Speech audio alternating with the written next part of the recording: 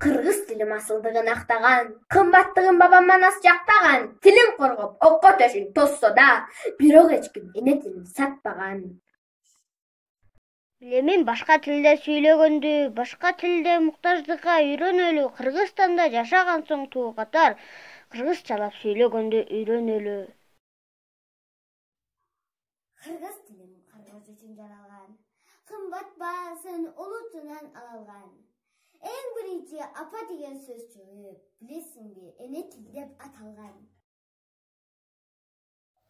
Мен кыргызмын сатылбаган, сатпаган, мен кыргызмын баба наркын сактаган.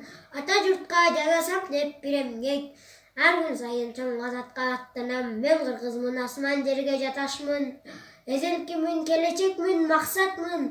Кылы дагы кыйшайганын каалабайм, кыргыз деген кырчылдаган жакшы аттын. Талай беттешип кыргыздар мени көргөн жок, кырылып көбү өлсө да кыргыздын тили өлгөн жок.